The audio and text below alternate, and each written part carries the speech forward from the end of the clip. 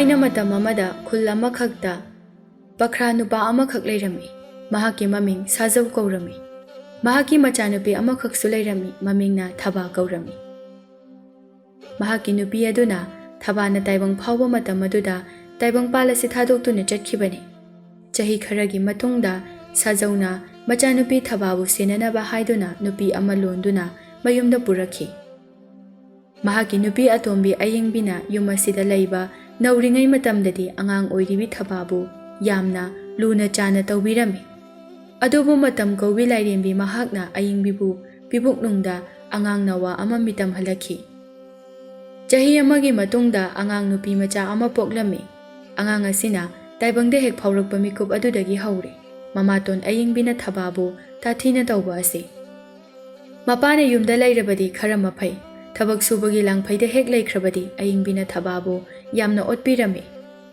ꯑꯁꯨꯝꯅ ꯃꯃꯥꯇꯣꯟꯒꯤ ꯀꯜꯂꯕ ꯁꯥꯔꯩ ꯑꯁꯤꯗ ꯑꯋꯥꯕ ꯀꯌꯥ ꯈꯪꯖꯔꯛꯄ ꯑꯁꯤꯅ ꯍꯧꯖꯤꯛꯇꯤ ꯊꯕꯥ ꯄꯨꯡꯀꯛ ꯆꯥꯎꯔꯦ꯫ ꯅꯣꯡꯃꯒꯤ ꯅꯨꯃꯤꯠ ꯑꯃꯅꯤ, ꯃꯇꯝꯗꯣ ꯃꯍꯥꯛꯀꯤ ꯃꯄꯥꯁꯨ ꯂꯥꯡꯐꯩꯗ ꯂꯩꯈꯤꯔꯝꯃꯤ꯫ ꯃꯅꯥꯎꯅꯨꯄꯤ ꯌꯥꯏꯁꯅꯥꯅ ꯏꯃꯨꯡꯗ ꯂꯩꯈ꯭ꯔꯦ꯫ ꯃꯃꯥꯇꯣꯟ ꯑꯌꯦꯡꯕꯤꯅ ꯃꯈꯨꯠꯇ ꯄꯣꯂꯥꯡ ꯑꯃ ꯄꯥꯏꯗꯨꯅ ꯊꯣꯛꯂꯛꯏ꯫ ꯑꯗꯨꯒ ꯄꯣꯂꯥꯡ ꯑꯗꯨ ꯊꯕꯥꯅ ꯐꯝꯂꯤꯕ ꯃꯗꯨꯒꯤ ꯃꯅꯥꯛꯇ ꯊꯛ ꯂꯪꯊꯩ꯫ ꯑꯗꯨꯒ ꯍꯥꯏꯔꯛꯏ, "ꯍꯩ, ꯄꯣꯂꯥꯡ ꯑꯁꯤ ꯄꯥꯏꯔꯒ ꯄꯥꯠꯇ ꯆꯠꯂꯨ꯫ ꯄꯥꯠꯇꯒꯤ ꯍꯩꯀꯛ ꯌꯦꯜꯂꯤ ꯍꯦꯛꯂꯛꯎ꯫ ꯌꯥꯝꯅ ꯍꯦꯛꯂꯛꯀꯗꯕꯅꯤ, ꯊꯨꯅꯁꯨ ꯍꯦꯛꯂꯛꯀꯗꯕꯅꯤ꯫ ꯑꯩꯅ ꯑꯃꯨꯛ ꯀꯩꯊꯦꯜꯗ ꯆꯠꯂꯒ ꯃꯗꯨ ꯌꯣꯟꯒꯗꯧꯔꯤꯕꯅꯤ꯫ ꯅꯨꯃꯤꯗꯥꯡꯒꯤ ꯊꯣꯡꯅꯅꯕ ꯆꯦꯡꯁꯨ ꯑꯃꯠꯇ ꯂꯩꯔꯝꯂꯣꯏ꯫ ꯊꯨꯅ ꯆꯠꯂꯨ, ꯊꯨꯅ!"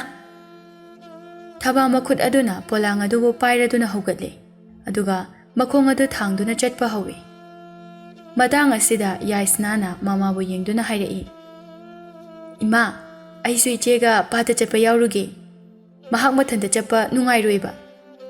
ꯑꯌꯦꯡꯕꯤꯅ ꯈꯣꯜ ꯀꯜꯂꯞꯅ ꯈꯨꯝꯂꯛꯏ, "ꯍꯩ, ꯏꯆꯥꯅ ꯀꯔꯤꯒꯤ ꯄꯥꯠꯇ ꯀꯨꯝꯗꯨꯅ ꯂꯝꯖꯥ ꯃꯆꯥ ꯑꯁꯤꯒꯤ ꯃꯇꯨꯡ ꯏꯟꯅꯗꯨꯅ ꯆꯠꯀꯗꯧꯔꯤꯕꯅꯣ? ꯅꯈꯣꯡ ꯅꯈꯨꯠꯇ ꯇꯤꯟ ꯀꯥꯡꯅ ꯆꯤꯛꯅꯅꯕꯅꯤ꯫ ꯌꯨꯝꯗ ꯐꯖꯅ ꯑꯗꯨꯃꯛ ꯂꯩꯌꯨ." "ꯑꯗꯨ ꯑꯩꯁꯨ ꯆꯠꯀꯦꯕ꯫ ꯏꯆꯦꯁꯦ ꯄꯥꯠꯇ ꯍꯤ ꯍꯣꯟꯕ ꯀꯤꯖꯩ ꯍꯥꯏꯕꯅꯦꯕ." "ꯀꯔꯤꯒꯤ ꯀꯤꯕ? ꯀꯤꯔꯕꯗꯤ ꯃꯊꯤꯕꯣꯡ ꯆꯥꯕ ꯐꯪꯖꯗ꯭ꯔꯦꯗꯅ꯫ ꯃꯍꯥꯛꯇꯤ ꯆꯥꯗ꯭ꯔꯕꯁꯨ ꯌꯥꯏ, ꯑꯗꯨꯕꯨ ꯏꯃꯥ ꯏꯆꯥꯗꯤ ꯆꯥꯗꯕ ꯌꯥꯔꯣꯏ꯫ ꯆꯔꯥꯒ ꯍꯦꯟꯕꯗꯤ ꯌꯥꯔꯣꯏ ꯍꯥꯏꯔꯤꯕꯁꯤꯅꯤ꯫ ꯆꯪꯉꯨ ꯏꯃꯨꯡꯗ." ꯁꯨꯃꯥꯡꯗ ꯂꯦꯞꯇꯨꯅ ꯂꯩꯔꯤꯕ ꯊꯕꯥꯗ ꯑꯃꯨꯛ ꯌꯦꯡꯗꯨꯅ ꯂꯥꯎꯔꯛꯏ, "ꯍꯩ, ꯂꯦꯞꯇꯨꯅ ꯂꯩꯔꯤꯕꯗꯨꯕꯨ ꯀꯔꯤꯒꯤꯅꯣ? ꯅꯈꯣꯡꯗꯨ ꯊꯨꯅ ꯊꯥꯡꯗꯨꯅ ꯆꯠꯂꯨꯅꯦꯍꯦ! ꯃꯇꯝꯁꯦ ꯊꯦꯡꯖꯤꯟꯈꯤꯒꯅꯤ꯫ ꯁꯠ-ꯁꯠ ꯆꯠꯂꯨ ꯍꯥꯏꯔꯤꯁꯤꯅꯤ." ꯂꯦꯞꯇꯨꯅ ꯂꯩꯔꯤꯕ ꯊꯕꯥꯗꯨ ꯃꯈꯣꯡꯗꯣ ꯑꯃꯨꯛ ꯊꯥꯡꯗꯨꯅ ꯆꯠꯄ ꯍꯧꯏ꯫ ꯈꯔꯥꯏ ꯊꯣꯡꯒꯥꯜꯒꯤ ꯃꯈꯥ ꯂꯝꯕꯤꯗ ꯑꯁꯨꯝ ꯍꯥꯏꯊꯔꯛꯂꯤ꯫ ꯊꯕꯥ ꯃꯊꯃꯣꯏꯗ ꯆꯩꯅꯥ ꯀꯌꯥ ꯈꯪꯖꯤꯟꯗꯨꯅ ꯂꯣꯠꯁꯤꯟꯗꯨꯅ ꯊꯝꯖꯔꯝꯕ ꯃꯤꯑꯣꯏ ꯑꯃꯈꯛꯅꯤ꯫ ꯃꯃꯥꯇꯣꯟꯒꯤ ꯃꯤꯆꯩ ꯑꯁꯤꯗ ꯇꯨꯃꯤꯟꯅ ꯈꯪꯖꯔꯤꯕ ꯊꯕꯥꯅꯤ꯫ ꯃꯈꯣꯡꯗꯨ ꯊꯥꯡꯗꯨꯅ ꯑꯁꯨꯝ ꯆꯠꯄꯅ ꯍꯧꯖꯤꯛꯇꯤ ꯄꯥꯠ ꯑꯗꯨ ꯌꯧꯔꯦ꯫ ꯍꯤꯊꯥꯡꯐꯝꯗ ꯍꯤ ꯈꯔ ꯈꯥꯝꯗꯨꯅ ꯂꯩꯔꯝꯃꯤ꯫ ꯍꯤꯁꯤꯡ ꯑꯗꯨꯒꯤ ꯃꯔꯛꯇꯒꯤ ꯑꯃꯗ ꯇꯣꯡꯈꯠꯂꯤ꯫ ꯑꯗꯨꯒ ꯅꯧ ꯑꯗꯨ ꯃꯈꯨꯠꯇ ꯄꯥꯏꯗꯨꯅ ꯍꯤ ꯑꯗꯨꯕꯨ ꯍꯣꯟꯕ ꯍꯧꯏ꯫ ꯍꯤ ꯍꯣꯟꯕꯁꯤ ꯃꯍꯥꯛ ꯌꯥꯝꯅ ꯄꯥꯈꯠꯂꯤ꯫ ꯁꯣꯏ ꯉꯥꯝꯗꯨꯅ ꯏꯁꯤꯡꯗ ꯇꯥꯁꯤꯟꯒꯗ꯭ꯔꯥ ꯍꯥꯏꯗꯨꯅ ꯍꯦꯛꯇ ꯈꯜꯂꯤ꯫ ꯄꯥꯈꯠꯆꯕꯒꯤ ꯋꯥꯅꯤ, ꯀꯔꯤꯁꯨ ꯑꯁꯣꯏ ꯑꯉꯥꯝ ꯊꯣꯛꯄꯗꯤ ꯅꯠꯇꯦ꯫ ꯊꯕꯥ ꯍꯤꯗꯨ ꯑꯁꯨꯝ ꯍꯣꯜꯂꯛꯏ꯫ ꯃꯃꯤꯠ ꯑꯗꯨꯅ ꯀꯔꯝꯕ ꯐꯨꯝꯊꯤ ꯃꯄꯥꯗꯅ ꯍꯩꯀ꯭ꯔꯛ ꯌꯦꯜꯂꯤꯅ ꯃꯔꯥꯡ ꯀꯥꯏꯅ ꯍꯧꯕꯒꯦ ꯍꯥꯏꯅ ꯌꯦꯡꯂꯝꯃꯤ꯫ ꯑꯁꯣꯝꯒꯤ ꯐꯨꯝꯗꯤ, ꯍꯅꯧꯅ ꯋꯥꯡꯅ ꯍꯧꯔꯤꯕ ꯀꯛꯊꯨꯝ ꯄꯥꯝꯕꯤ ꯂꯩꯔꯤꯕ ꯑꯁꯣꯝ ꯃꯥꯏꯀꯩꯒꯤ ꯏꯄꯥꯛ ꯑꯁꯤꯗꯅ ꯍꯩꯀ꯭ꯔꯛ ꯌꯦꯜꯂꯤꯅ ꯁꯧꯖꯤꯟ ꯁꯥꯗꯨꯅ ꯍꯧꯔꯤ꯫ ꯃꯁꯤ ꯇꯝꯅ ꯍꯦꯛꯇ ꯊꯧꯖꯤꯜꯂꯒꯦ." ꯑꯁꯤ ꯈꯟꯗꯨꯅ ꯍꯤ ꯑꯗꯨ ꯍꯣꯟꯖꯤꯜꯂꯝꯃꯤ꯫ ꯍꯤ ꯑꯗꯨ ꯈꯥꯝꯗꯨꯅ ꯍꯤ ꯃꯊꯛ ꯑꯗꯨꯗꯒꯤ ꯃꯈꯨꯠꯅ ꯂꯥꯝꯗꯨꯅ ꯍꯩꯀ꯭ꯔꯛ ꯌꯦꯜꯂꯤ ꯑꯗꯨꯕꯨ ꯍꯦꯛꯂꯝꯃꯤ꯫ ꯑꯁꯨꯝ ꯍꯦꯛꯄꯅ ꯄꯣꯂꯥꯡ ꯑꯗꯨ ꯊꯟꯈꯣꯛ ꯇꯧꯔꯤ꯫ "ꯑꯁꯤꯈꯩ ꯍꯦꯛꯂꯕꯅꯤꯅ ꯌꯥꯔꯒꯅꯤꯗ. ꯌꯥꯝꯂꯦ. ꯍꯣꯔꯦꯟ ꯌꯣꯟꯕꯗ ꯁꯦꯜꯁꯨ ꯃꯌꯥꯝ ꯑꯃ ꯐꯪꯂꯒꯅꯤ. ꯏꯃꯥꯇꯣꯟꯅ ꯊꯨꯅ ꯍꯜꯂꯛꯑꯣ ꯍꯥꯏꯕꯅꯤ." ꯑꯁꯤ ꯍꯥꯏꯔꯒ ꯍꯤ ꯑꯗꯨ ꯍꯣꯟꯇꯣꯛꯀꯦ ꯇꯧꯕꯗ ꯐꯨꯝꯗꯤ ꯃꯊꯛ ꯑꯗꯨꯗ ꯁꯦꯒꯥꯏꯕ ꯈꯥꯡꯄꯣꯛ ꯃꯆꯥ ꯑꯃ ꯂꯩꯔꯤꯕꯗꯨ ꯎꯔꯒ ꯃꯥꯒꯤ ꯋꯥꯈꯜꯗ ꯈꯜꯂꯛꯏ, "ꯑꯩꯅ ꯑꯉꯥꯡ ꯑꯣꯏꯔꯤꯉꯩꯗ ꯑꯩꯕꯨ ꯄꯣꯛꯄ ꯄꯥꯕꯅ ꯄꯨꯕꯤꯈꯤꯕ ꯃꯐꯝ ꯑꯗꯨꯅꯤ꯫ ꯉꯁꯤꯗꯤ ꯃꯇꯝꯒꯤ ꯏꯆꯦꯜ ꯑꯁꯤꯅ ꯈꯥꯡꯄꯣꯛ ꯑꯁꯤꯁꯨ ꯊꯦꯛꯂꯕꯣꯏ꯫ ꯅꯨꯡꯁꯤꯗ! ꯑꯩꯒꯤ ꯄꯥꯕꯅ ꯍꯥꯏꯕꯗ ꯈꯥꯡꯄꯣꯛ ꯑꯁꯦ ꯃꯇꯝ ꯑꯃꯗ ꯏꯃꯥꯒ ꯃꯈꯣꯏ ꯑꯅꯤꯒꯅ ꯁꯥꯈꯤꯕꯅꯤ ꯍꯥꯏ꯫ ꯃꯐꯝ ꯑꯁꯤꯗ ꯃꯈꯣꯏ ꯑꯅꯤꯒꯤ ꯄꯨꯟꯁꯤꯒꯤ ꯅꯨꯡꯁꯤ ꯁꯩꯍꯧꯁꯨ ꯑꯣꯏꯈꯤ ꯍꯥꯏ꯫ ꯑꯩꯒꯤ ꯏꯃꯥꯗꯣ ꯍꯧꯖꯤꯛꯁꯨ ꯂꯩꯔꯝꯂꯕꯗꯤ." ꯊꯕꯥ ꯃꯥꯏꯊꯣꯡꯗ ꯑꯃꯨꯕ ꯅꯣꯡꯒꯤ ꯃꯄꯩꯒꯨꯝꯅ ꯃꯪꯁꯤꯜꯂꯛꯄ ꯈꯪꯍꯧꯗꯦ꯫ Makha tana wakal aduna khantharuba tawdana hi adu mamai leithokhtuna hithangpam tana honthorakle. Hi adu mafam chana khamlamlaga mayum tamna halakle. Mahakna heglakpa haikrak eli yawa bolang adu mangolgi dari aduda thamle. Masadu waraduna dari aduda ngaihak phamthaduna soradu sangna amuktang hontokpada ngairi. Imungdagi mama tondu sattholai aduga hairai. Hai, phamduna amuk lairabra. Ayuki chaka amata thongdribani. Aina de cheng khara mingondagi puduna thanambani. Chakhumda changduna chaktu thunna thonglujo. Nanaw nupi se chak lame haiduna ngasaidagi ningai tawribani. Nangna phamdoktuna leninkhibasina karidabu hangurani. Thaba phamlambado tumina duma hogojai. Mama tona haiba thaba khudengma ngamnanaba duma honajai. Sauningba nungaitaba kaya adubu thamoida phajinduna thamjai. Thaba chakhumda chungring changlaktuna chak mai thagatpa hokirame. Ayingbina machanupi thabana heglakpa haikrak yeli bolang aduma makokta haptuna kaithel tamna puduna chatkre. Kaithel yaubaga podyonbi singda madubu yonsili aduga taret ki senja lawi. Podyonbi nupi amana hairai. Ayingbi haikrak yeli sinataba kharasu heglaga pura ukaidoge. Yelang kengwai kaidubu nakhoiromda amata haudabro. Chingda chatlabadine peruk soduma phangba yai. Mina peruk yamna hangini he. Hayeng khaidine pura uko. Hoi hoi ije purak na batauge. Ase hairaga thorakle. Cheng yon phamaduda changduna cheng khara ma wale. Potpham amadagi machanupi yai sanagini haiduna chini haingana dubusu leibire. Ayengbi mayum tamna halai. Mayumda changduna machanupi bu kawi. Imagi bema yaisna nangbu kaida leibage. Yaisna su mamana kauribadu taraduna thoglai. Ima, ai sida lay. Ima, kaithel ai hinga mok lairakbra. Lay dadi ko icha sanagi bo. Se. Chini haingani. Ani subani. Na thanta chaw. Ani suradi iche da soma piruge. Chakhumda lehobani. Karigi mangonda pizza doino. Pizza bayaroi. Ima na lairakliba asidi nang khaktagini. Nang na chaga dauribani. Pizza bayaroi harisini ko. Ase hairaga magi kada changduna mapidu hongtoi aduga chakhumda changlai. Thabaso mamana hek halakpaga chak adubu thidok pire. Ayingbina hairai. Chak to loirabanina ne nanaw nupi se kausilaga hana pizza bayadabro. Nang na thanta chathoktuna lairabrani he. Chalu mamang aduda phamthai yaisna su mamaga thangnana phamthai. Ayingbina chak khara kothaduna insang mahi adubu hai. Insang sibu mapangi saruka amata yaudene. Ka insang no sibo. Ingkholdagi hawai mana khara hektuna thongbani. Wahik tabagi manado yamna sopal haudre. Ayingbi chak chakho mama hui madu hek hukpaga. Thum sidi. Thum jawbi hauri ni tawri sidi. Hai, insang khasik thongba sida thum dubu kaya mo gyamna thakluri bano. Ningel thum sungbigi thum wate haibado tawri ne nahak. Kanana insang dabu asokna thum thakjin ba haunage. Pochagi mamal na marol ama tangliba.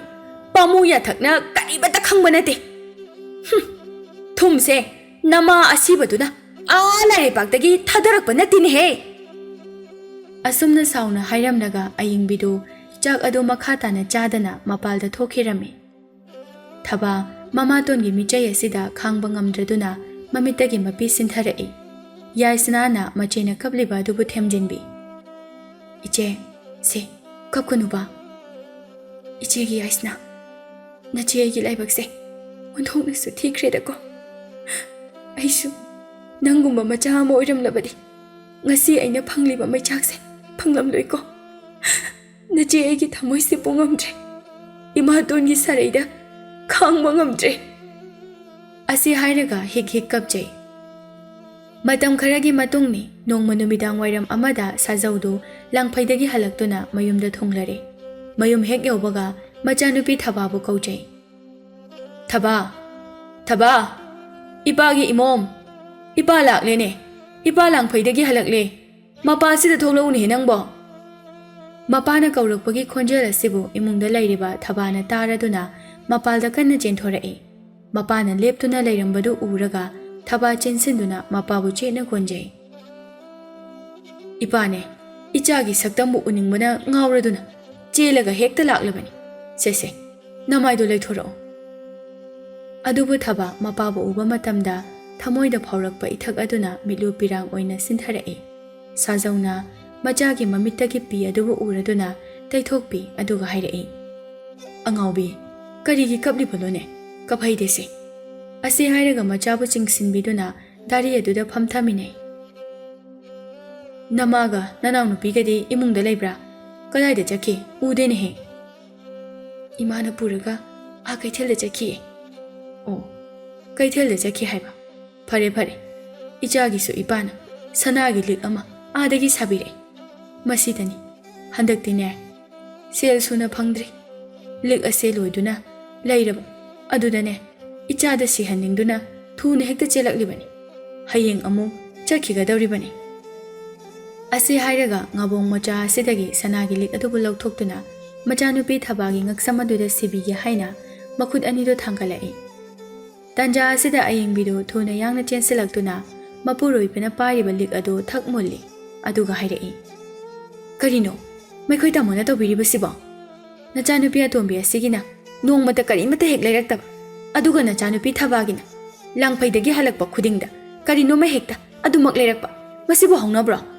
लिक असिमदी इचा याइसनागी वहेनगनी तु उरब्रा मंगक समसे इहांग हांगदुना लेरिबसे साजौना मागी नुपीगी मतौ अदुदा अमुक हाइरई लिक अदुमदी अइना इचा थबागिनी हाइदुना साबिबनी मधुमदी मागी ओइहल्लगे मथंगदना अमुक इचा तोंबीगी साबा हाइबदुनी यारोइदा मदु याइसना से नंगी नचानी इचाना मंगक असे इहांग हांगना लेरिबसिबु येंगबा नुंगाइरिब्रो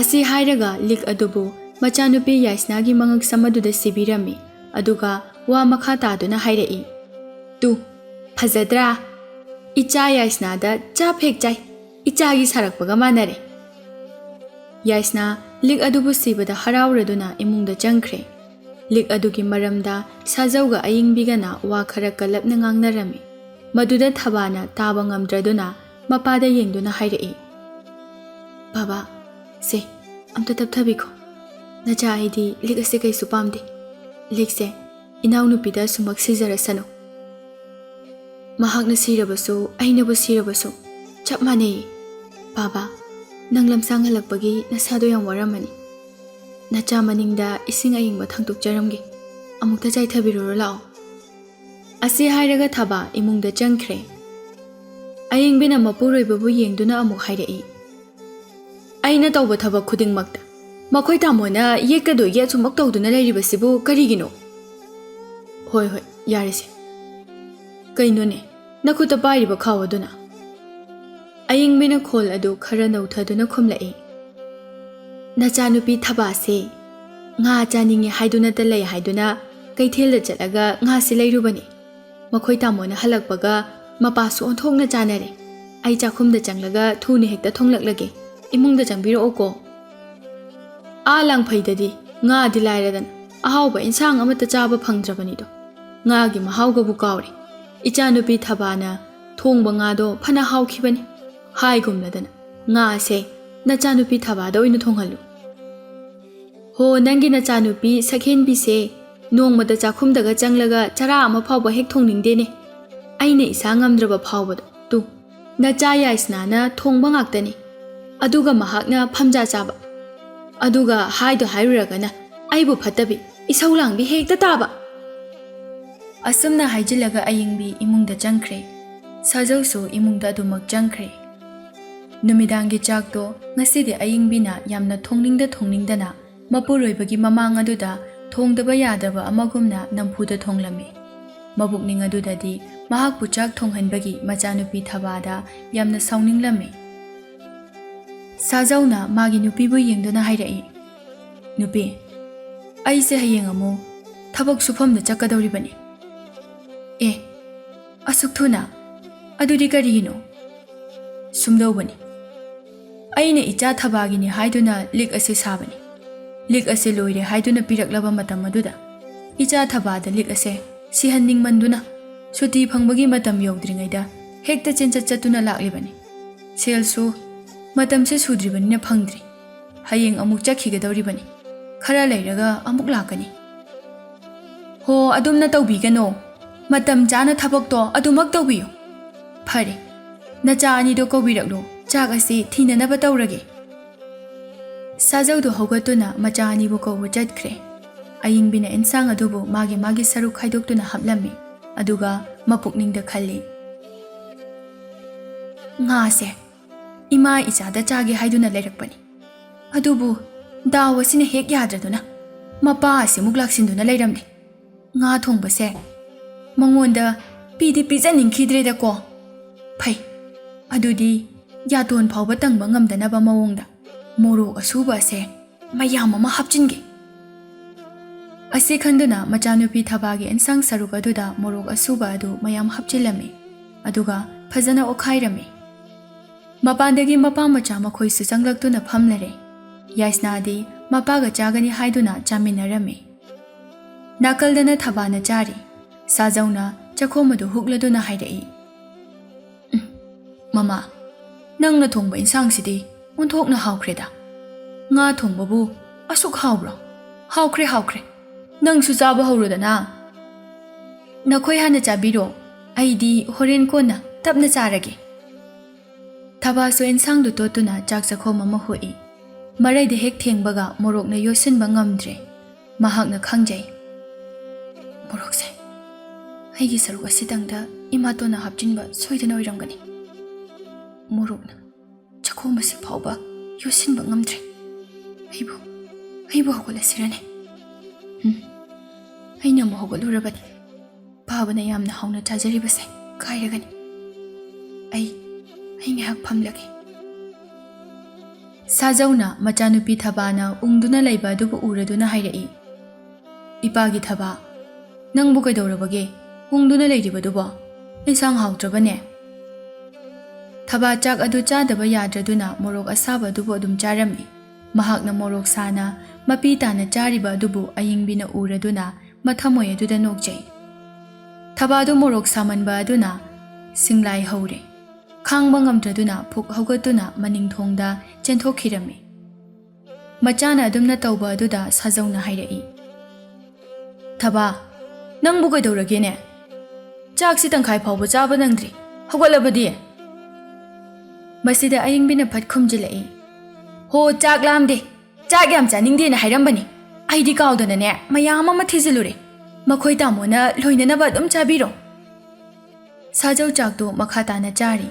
Thabadi mapanda morokna singlai karaduna manat matin taduna morok saba adubu khangli onthokpagi matau amani.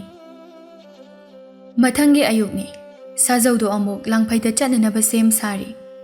Mangol aduda sajau ayingbi thaba amadi yaisna pulap leptuna leiri. Chalamdai mikubaduda ngaihak wari sanare. Masigi matungda sajauna machanupi thababu yengduna hairai.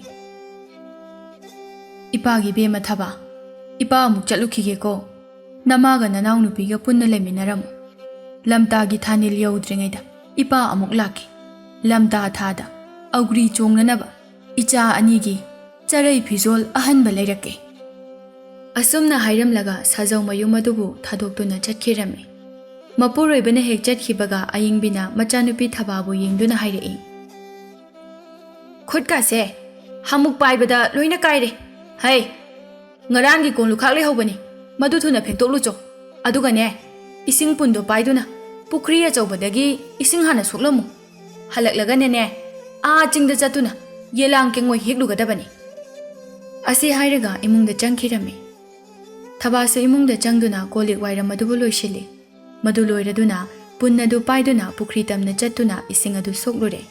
Adudagi amuk polanga thangsori macha aduga paiduna ching tamna chatlami. Chingkhonggi mafam aduaida perukna piksana hoba leiriba adu uraduna maduda pakthaduna peruktu heknanaba tawi. Thang matol aduna lekrakta hoba peruk mara aduda thinjanduna hekpada soikhiduna thang matol adu phat haigalaktuna makhut khudombi aduda khara yansinkhirami. Ima ithoi asi hairaga ithogliba adubu makhut aduna ta paisile. I adu khakhinaba hotnarami. Numit kharanigi matungni ayuk aduda ayingbina longdrai amaga tungol amaga puthorai. ꯑꯗꯨꯒ ꯊꯕꯥꯕꯨ ꯌꯦꯡꯗꯨꯅ ꯍꯥꯏꯔꯛꯏ, ꯊꯕꯥ, ꯂꯣꯡꯗ꯭ꯔꯥꯏ ꯑꯁꯤ ꯄꯨꯗꯨꯅ ꯆꯠꯂꯨ. ꯄꯥꯠꯇ ꯃꯤ ꯃꯌꯥꯝ ꯑꯃ ꯏꯁꯤꯠꯂꯦ ꯍꯥꯏꯕꯅꯤ. ꯅꯪꯁꯨꯅꯦ ꯏꯁꯤꯠꯄꯗꯣ ꯌꯥꯎꯔꯨꯆꯣ. ꯑꯗꯨꯒ ꯉꯥ ꯐꯥꯔꯛꯎ. ꯌꯥꯝ ꯐꯥꯔꯛꯎꯀꯣ, ꯀꯩꯊꯦꯜꯗ ꯌꯣꯟꯅꯅꯕ. ꯊꯕꯥꯅ ꯇꯞꯅ ꯈꯨꯝꯂꯝꯃꯤ, ꯏꯃꯥ, ꯅꯆꯥ ꯑꯩꯁꯦ ꯉꯔꯥꯡꯗꯒꯤ ꯀꯣꯛꯁꯦ ꯌꯥꯝꯅ ꯆꯤꯛꯑꯦ. ꯑꯗꯨꯒ ꯍꯛꯆꯥꯡꯁꯤꯁꯨ ꯍꯔꯨꯝ ꯆꯟꯕꯒꯨꯝꯅ, ꯂꯥꯏꯍꯧ ꯂꯩꯕꯒꯨꯝꯅ ꯇꯧꯋꯦ. ꯏꯁꯤꯡꯗ ꯑꯃꯨꯛ ꯀꯨꯝꯁꯤꯜꯂꯨꯔꯕꯗꯤ ꯁꯣꯏꯗꯅ ꯑꯅꯥꯕ ꯍꯥꯏꯕꯗꯣ ꯑꯣꯏꯈ꯭ꯔꯒꯅꯤ. ꯏꯃꯥ, ꯉꯁꯤꯗꯤ ꯅꯆꯥ ꯑꯩ ꯄꯣꯊꯥꯖꯔꯒꯦ. ꯃꯆꯥꯒꯤ ꯋꯥꯍꯩ ꯑꯁꯤꯗ ꯑꯏꯪꯕꯤꯅ ꯁꯥꯎꯔꯞꯅ ꯈꯨꯝꯂꯛꯏ, ꯀꯔꯤ ꯑꯉꯥꯡꯅꯣ ꯑꯗꯨꯛ ꯅꯔꯤꯟ ꯇꯟꯕꯗꯤ? ꯆꯩ ꯆꯥꯅꯤ ꯈꯪꯗꯕ꯭ꯔꯣ? ꯀꯔꯤꯒꯤ ꯀꯣꯛ ꯆꯤꯛꯄ? ꯆꯠꯂꯣ ꯄꯥꯠꯇ ꯊꯨꯅ. ꯀꯥꯏ ꯆꯠꯈ꯭ꯔꯦ ꯑꯩꯒꯤ ꯂꯤꯆꯩꯗꯣ? ꯈꯪꯒꯅꯤꯗꯣ ꯉꯁꯤꯗꯤ ꯃꯌꯥꯡꯂꯦꯟ ꯑꯁꯤꯗ ꯁꯥꯟꯊꯒꯦ.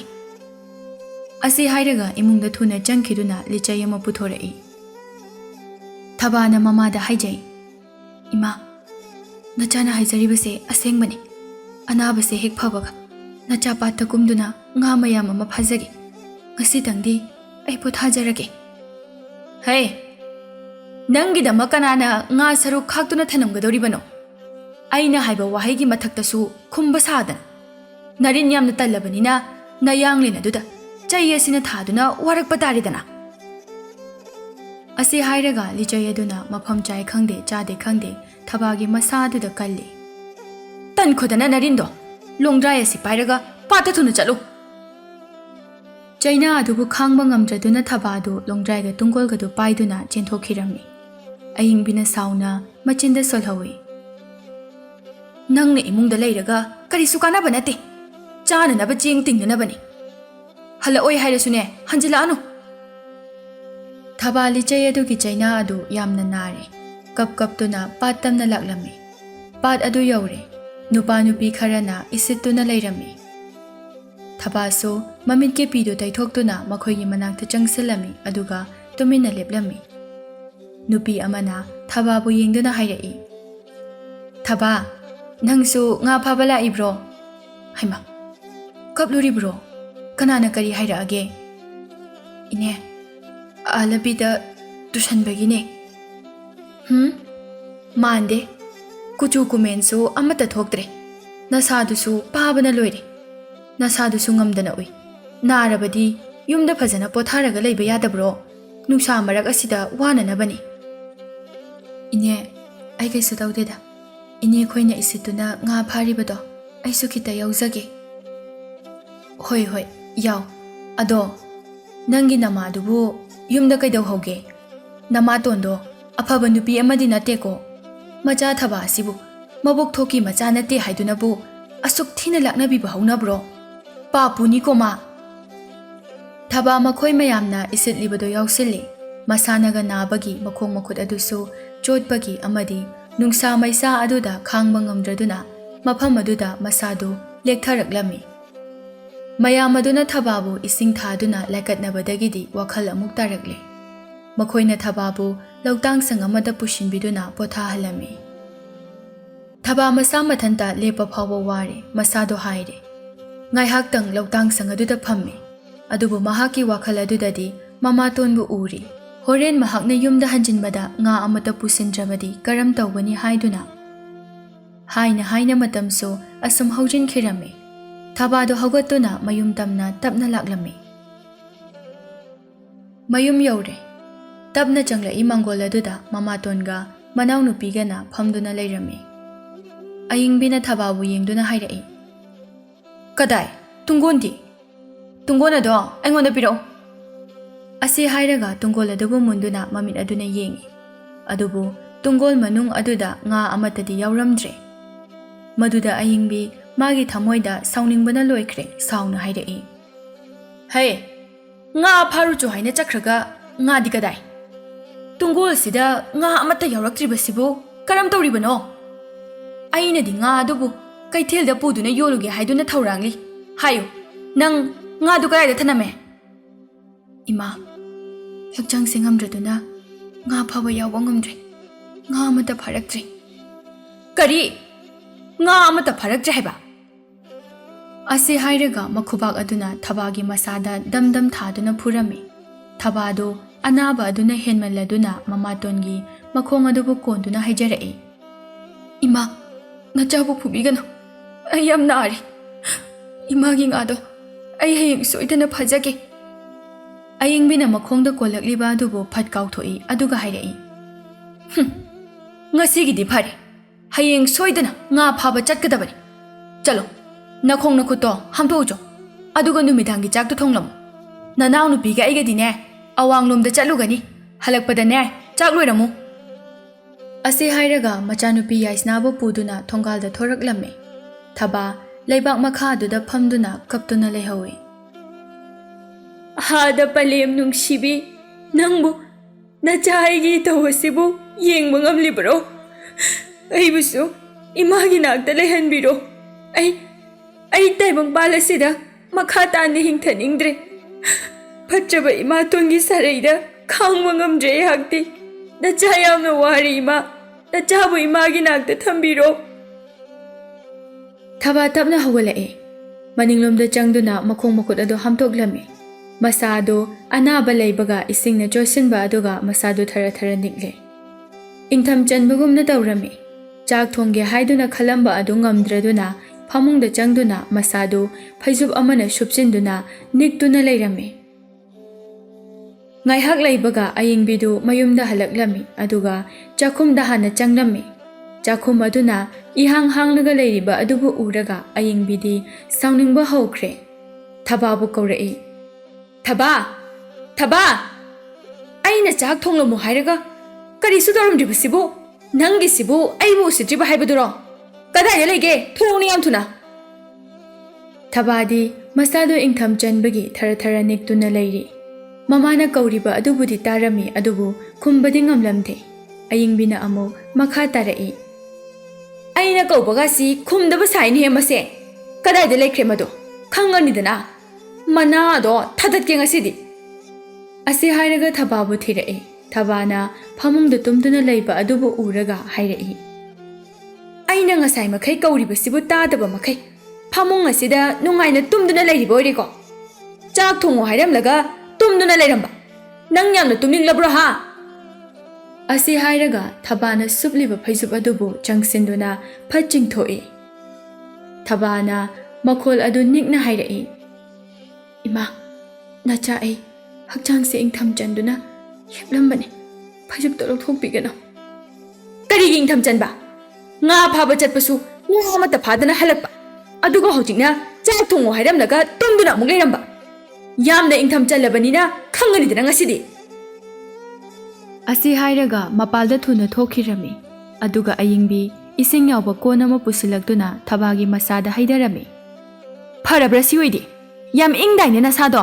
ꯊꯨꯅ ꯍꯧꯒꯠꯂꯨ, ꯑꯗꯨꯒ ꯆꯥꯛ ꯑꯁꯤ ꯊꯣꯡꯉꯨ꯫ ꯏꯆꯥ ꯌꯥꯏꯁꯅꯥꯁꯦ ꯆꯥꯛ ꯂꯥꯝꯂꯕꯅꯤ꯫ ꯑꯁꯤ ꯍꯥꯏꯔꯒ ꯊꯣꯛꯈꯤꯔꯝꯃꯤ꯫ ꯊꯕꯥ ꯃꯁꯥꯗꯨ ꯊꯔ ꯊꯔ ニꯛꯇꯨꯅ ꯇꯥꯁꯤꯟꯗꯨꯅ ꯂꯩꯔꯤ꯫ ꯑꯁꯨꯝꯅ ꯑꯋꯥꯕ ꯀꯌꯥ ꯑꯁꯤꯕꯨ ꯈꯥꯡꯗꯨꯅ ꯃꯍꯥꯛ ꯂꯩꯔꯤ꯫ ꯂꯝꯇꯥꯒꯤ 14ꯅꯤ ꯄꯥꯟꯕ ꯅꯨꯃꯤꯠꯅꯤ꯫ ꯅꯨꯃꯤꯠ ꯑꯁꯤꯒꯤ ꯅꯨꯃꯤꯗꯥꯡ ꯋꯥꯏꯔꯝꯗ ꯂꯩꯀꯥꯏꯒꯤ ꯅꯨꯄꯥ ꯑꯃ ꯑꯌꯤꯡꯕꯤꯒꯤ ꯌꯨꯝꯗ ꯆꯪꯂꯛꯂꯝꯃꯤ꯫ ꯃꯈꯨꯠꯇ ꯀꯔꯤꯒꯨꯝꯕ ꯈꯥꯎ ꯃꯌꯣꯝ ꯑꯃꯁꯨ ꯄꯥꯏꯔꯤ꯫ ꯃꯄꯥꯜꯗ ꯊꯕꯥꯅ ꯆꯦꯡ ꯈꯞꯇꯨꯅ ꯂꯩꯔꯤ꯫ ꯌꯥꯏꯁꯅꯥꯅ ꯃꯃꯥ ꯑꯌꯤꯡꯕꯤꯒꯤ ꯃꯀꯣꯛꯇ ꯍꯤꯛ ꯃꯥꯕꯤꯔꯤ꯫ ꯅꯨꯄꯥ ꯑꯗꯨꯅ ꯑꯌꯤꯡꯕꯤꯕꯨ ꯌꯦꯡꯗꯨꯅ ꯍꯥꯏꯔꯛꯏ꯫ ꯏꯆꯦ ꯑꯌꯤꯡꯕꯤ, ꯑꯩꯅꯦ, ꯑꯋꯥꯡ ꯂꯩꯀꯥꯏꯒꯤ ꯊꯝꯕꯧꯅꯤ꯫ ꯍꯩꯃꯥ, ꯅꯪꯗꯤ ꯂꯥꯡꯐꯩꯗꯒꯤ ꯍꯜꯂꯛꯂꯕ꯭ꯔꯣ? ꯅꯈꯣꯏ ꯇꯥꯃꯣꯗꯤ ꯀꯗꯥꯏꯗ ꯂꯩꯍꯧꯔꯕꯒꯦ? ꯏꯆꯦ, ꯇꯥ ꯁꯥꯖꯧꯗꯣ ꯊꯕꯛ ꯃꯐꯝꯗ ꯂꯩꯍꯧꯔꯦ꯫ ꯊꯕꯛ ꯈꯔ ꯂꯣꯏꯁꯤꯟꯗꯕ ꯌꯥꯗ꯭ꯔꯗꯨꯅ ꯄꯟꯊꯍꯧꯔꯤꯌꯦ꯫ ꯍꯞꯇꯥꯃꯨꯛꯀꯤ ꯃꯇꯨꯡꯗꯗꯤ ꯁꯣꯏꯗꯅꯗꯤ ꯂꯥꯛꯀꯅꯤ꯫ ꯑꯗꯨꯗ ꯃꯍꯥꯛꯅ ꯈꯥꯎ ꯃꯌꯣꯝ ꯑꯁꯤꯃ ꯏꯆꯦ ꯍꯣꯏꯗ ꯑꯩꯅ ꯄꯤꯔꯝꯃꯨ ꯍꯥꯏꯗꯨꯅ ꯄꯤꯔꯛꯂꯤꯕꯅꯤ꯫ ꯃꯥꯅ ꯍꯥꯏꯕꯗ ꯑꯉꯥꯡ ꯑꯅꯤꯒꯤ ꯑꯣꯒ꯭ꯔꯤ ꯆꯣꯡꯕꯗ ꯁꯦꯠꯅꯅꯕ ꯃꯐꯤ ꯃꯔꯣꯜ ꯑꯍꯟꯕ ꯌꯥꯎꯋꯦꯅ ꯍꯥꯏꯔꯛꯏ꯫ ꯃꯍꯥꯛꯅ ꯂꯥꯛꯂꯒ ꯄꯤꯒꯦꯅ ꯈꯟꯕꯗꯣ ꯊꯕꯛꯅ ꯌꯥꯗ꯭ꯔꯦ, ꯁꯣꯏꯗꯅ ꯂꯥꯛꯈꯤꯒꯅꯤ ꯍꯥꯏꯔꯛꯏ꯫ ꯁꯤꯗ ꯂꯩꯔꯦ꯫ ꯑꯁꯤ ꯍꯥꯏꯔꯒ ꯈꯥꯎ ꯑꯗꯨꯕꯨ ꯄꯤ ꯑꯗꯨꯒ ꯑꯃꯨꯛ ꯑꯗꯨꯗꯤ ꯏꯆꯦ, ꯑꯩꯁꯨ ꯑꯃꯨꯛ ꯌꯨꯝꯂꯣꯝꯗ ꯍꯥꯏꯗꯣꯛꯈ꯭ꯔꯒꯦ꯫ ꯅꯨꯄꯥꯗꯨ ꯆꯠꯈꯤꯔꯝꯃꯤ꯫ ꯆꯦꯡ ꯈꯞꯂꯤꯕꯤ ꯊꯕꯥꯅ ꯃꯕꯨꯛꯅꯤꯡꯗ ꯑꯁꯨꯝꯅ ꯈꯜꯂꯤ꯫ ꯄꯥꯕꯅ ꯑꯩꯕꯨ ꯂꯝꯇꯥ ꯊꯥꯒꯤ ꯑꯣꯒ꯭ꯔꯤ ꯆꯣꯡꯕ ꯑꯁꯤꯗ ꯌꯥꯎꯅꯅꯕ ꯍꯥꯏꯗꯨꯅ ꯆꯔꯩ ꯐꯤꯍꯟ ꯂꯩꯕꯤꯔꯛꯂꯤꯕ, ꯄꯥꯕꯅ ꯂꯩꯕꯤꯔꯛꯂꯤꯕꯁꯤꯡ ꯑꯁꯤ ꯁꯦꯠꯇꯨꯅ ꯑꯣꯒ꯭ꯔꯤ ꯆꯣꯡꯕ ꯌꯥꯎꯔꯒꯦꯀꯣ ꯑꯩꯁꯨ ꯑꯌꯤꯡꯕꯤꯅ ꯈꯥꯎ ꯑꯗꯨ ꯍꯥꯏꯐꯦꯠ ꯐꯥꯛꯇꯣꯛꯇꯨꯅ ꯌꯦꯡꯉꯤ ꯑꯗꯨꯒ ꯏꯃꯨꯡꯗ ꯊꯨꯅ ꯄꯨꯁꯤꯟꯈꯤꯔꯝꯃꯤ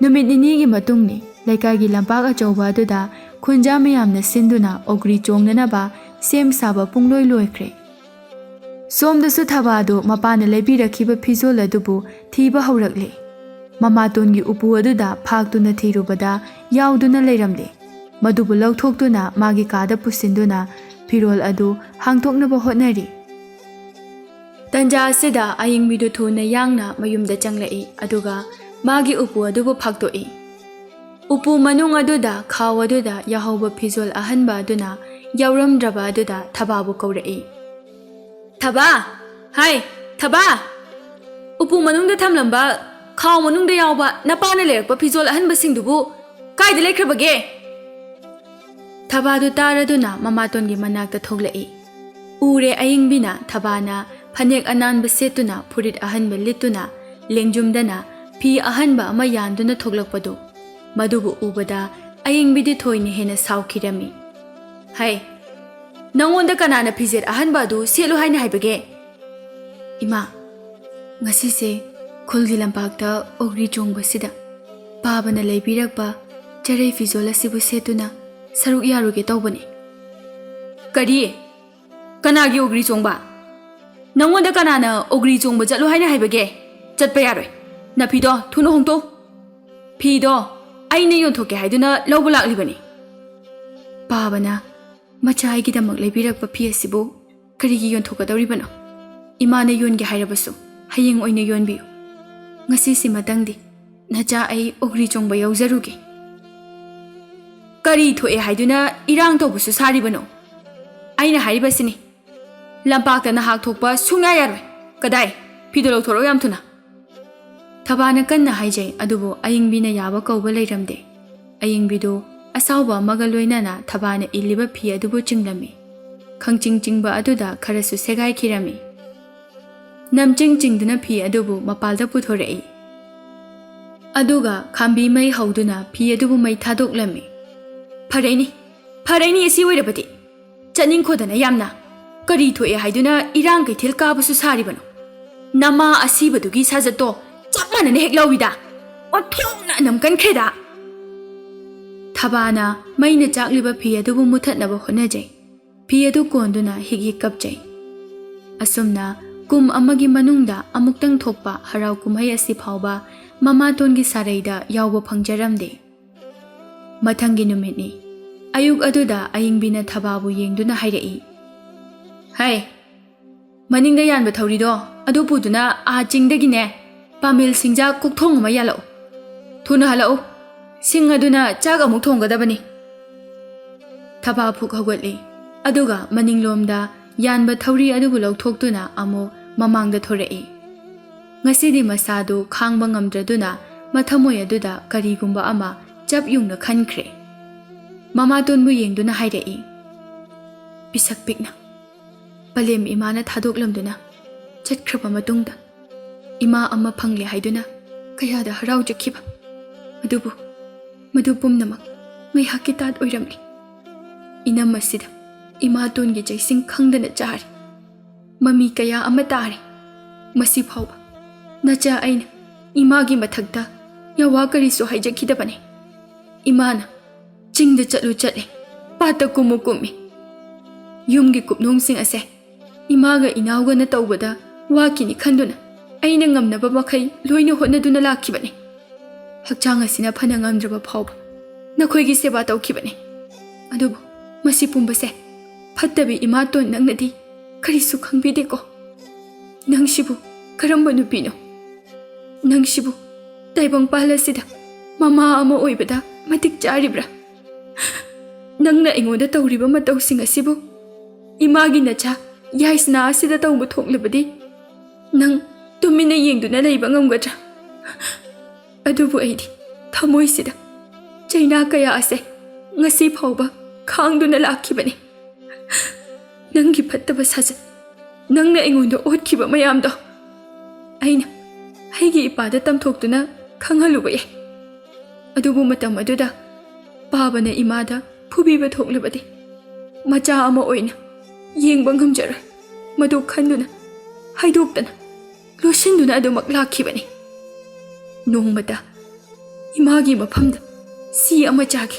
si ma setke haiduna su haijakhidabani segairaba horaba fizola sidamak setuna haina leirakhibani asuk kuiba matam ase nongmadi soidana imana aibu machamakni khanduna nungsibirakigani khanduna khangduna leirakhibani adubu imagi sa onkraba thamoi aduna amukhana taibang migi pukchel chelakani haibade aina khak thajadre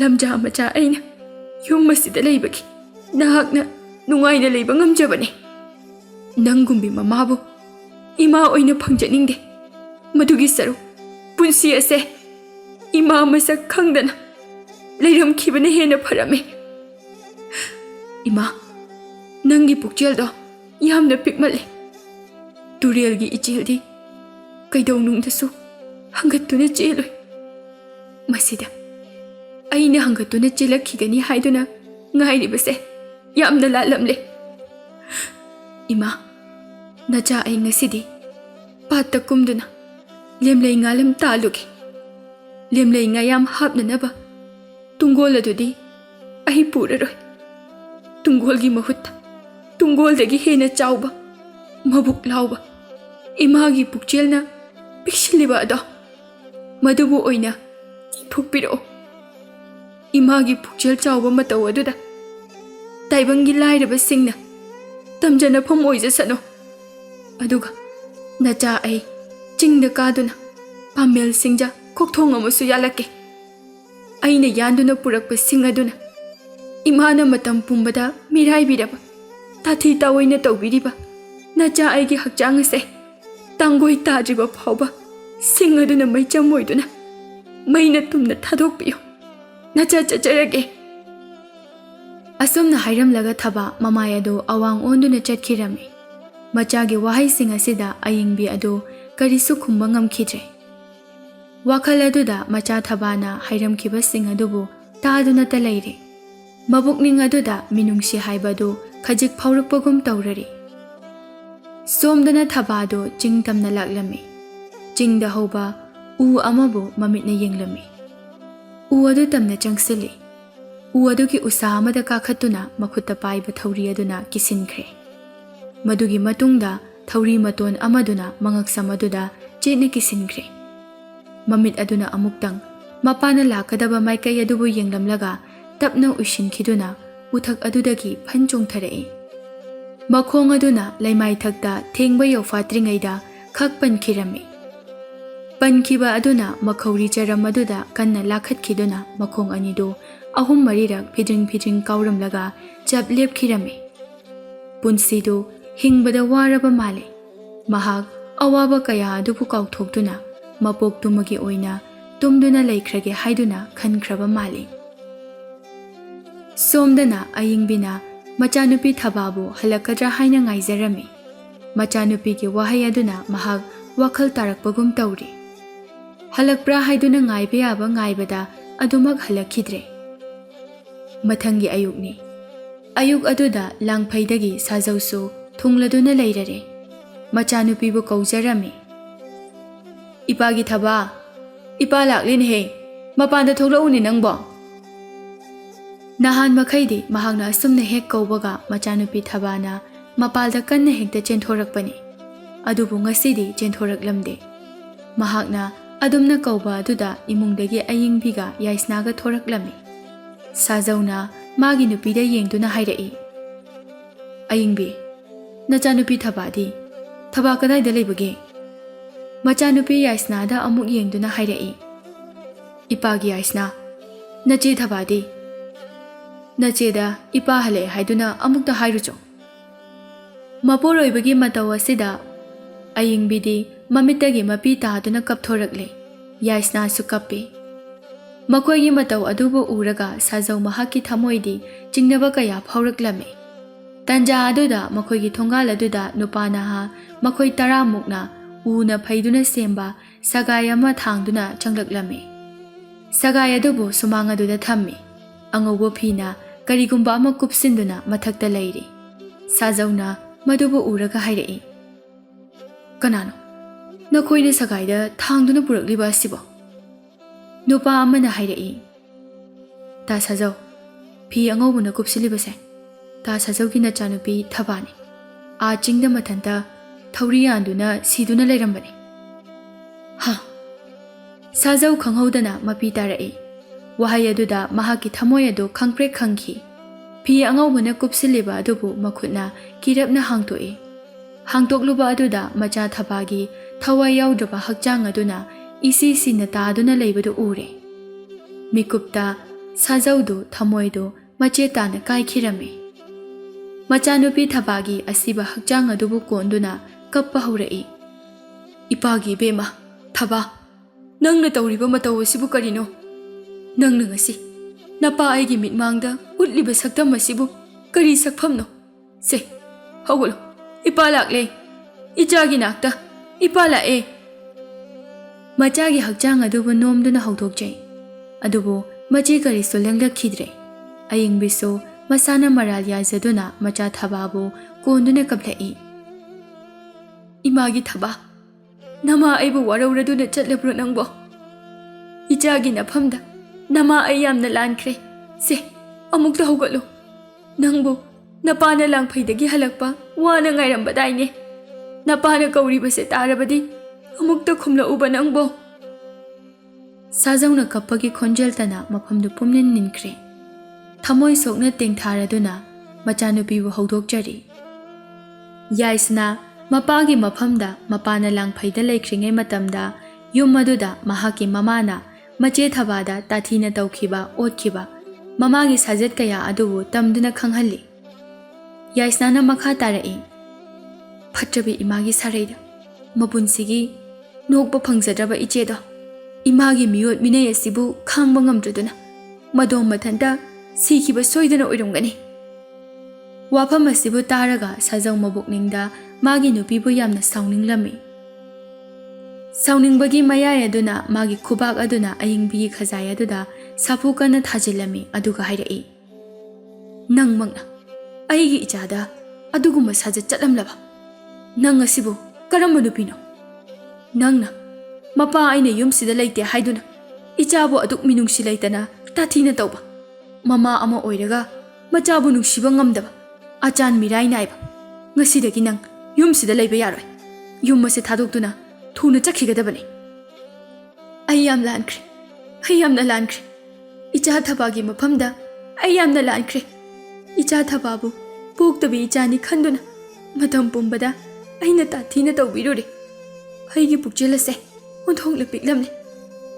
ꯐꯠꯇꯕ ꯑꯩꯒꯤ ꯁꯥꯔꯩꯗ ꯉꯝꯅꯅꯕ ꯍꯣꯠꯅꯖꯔꯝꯕ ꯏꯆꯥꯗꯣ ꯉꯁꯤꯗꯤ ꯆꯩꯅꯥ ꯀꯌꯥꯗꯣ ꯈꯥꯡꯕ ꯉꯝꯗ꯭ꯔꯗꯨꯅ ꯃꯃꯥ ꯑꯩꯕꯨ ꯋꯥꯔꯧꯅ ꯆꯠꯈ꯭ꯔ ꯃꯥꯜꯂꯦ. ꯃꯈꯣꯏ ꯇꯥꯃꯣ, ꯑꯩꯕꯨ ꯑꯃꯨꯛꯇ ꯉꯥꯛꯄꯤꯌꯨ.